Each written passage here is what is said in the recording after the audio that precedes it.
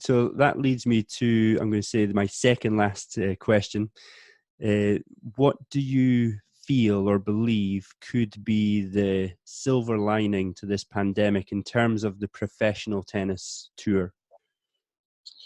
Ooh, good question. I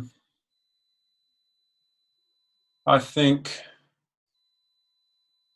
there's clearly been, and just a quick look through social media or some of the stuff I've been privy to at the LTA, has been an awesome influx of virtual support.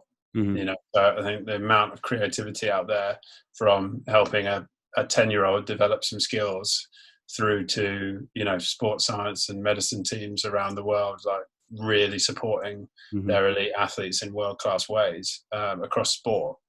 I think it could be a great silver lining, because I think that the combination of the two could go really well together. And it's kind of, I'm sure there are, and I can't speak from a player's standpoint anymore, but I'm sure there are players out there thinking, well, I'm actually still making a lot of gains, and I'm analysing my performance with this great video support that I'm receiving, and I'm physically still pushing. Maybe even they'll be seeing it as an opportunity to work on some things that they couldn't when there's tournaments coming, thick and fast.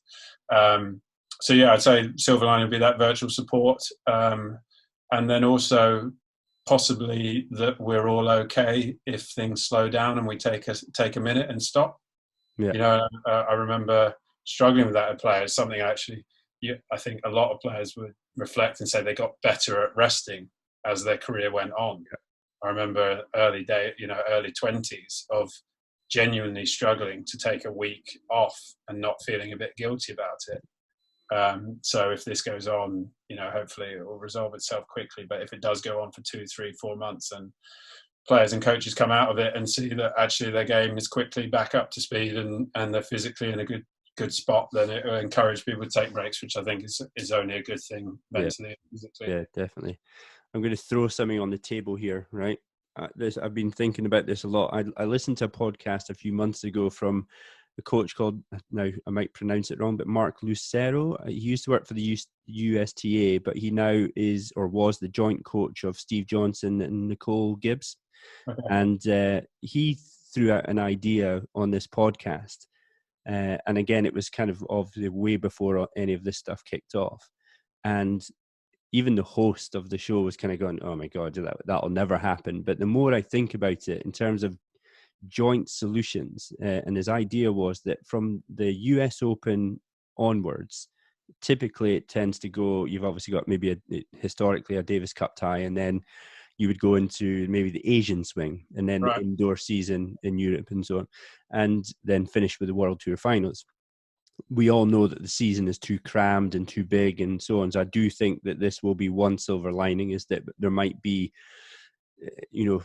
in a horrible way for some, their tournaments might just not survive with sponsorship and so on. So the calendar will be a bit more sparse, which might be a good thing. But his idea was, from after the US Open, that the rest of the season is essentially, well, if you think season, it might even just be mid-September, October, and into maybe the start of November is team tennis season.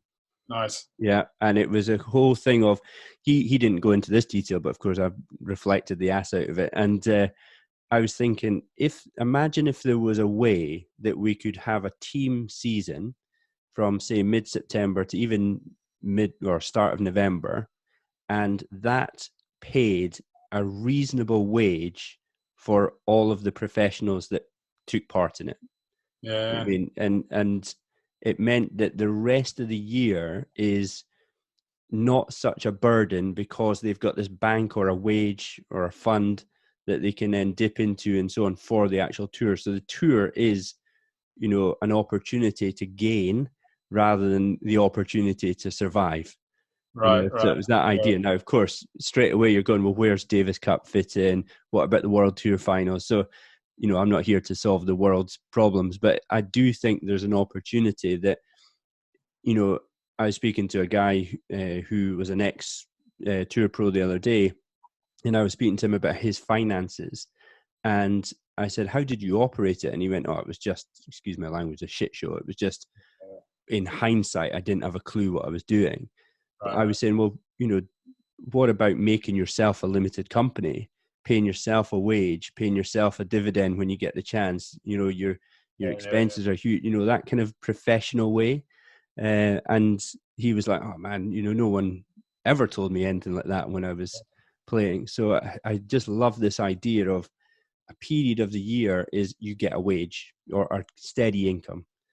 But I think that the tennis world would love, how it looks, I don't know, but we would love supporting a team for 7 or 8 weeks.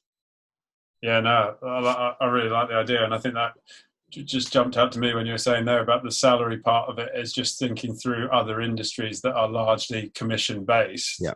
But they nearly always have a base salary element to them. And then whereas ours, it's just 100% results driven. I guess you could argue once you get to a certain level, then your first round prize money at all the events becomes almost your base salary. But you still got to be there to an extent. I like the idea, and I think that would capture different groups of fans as well, and people that really love the team element. However, those teams were devised, if there's some continuity, whether it was nations or just clubs, kind of like the American. I'm blanking on the name of the summer US team swing. Yeah, the World Team Tennis or World Team Tennis. So. Yeah, exactly. And if there's some continuity of those characters coming back and playing for the same team, I mean, that just lends itself to fans really enjoying it. And then I think from a player's perspective, so many really enjoy that break and different feel to team tennis. Definitely. Anyway, just thought I'd throw that in there.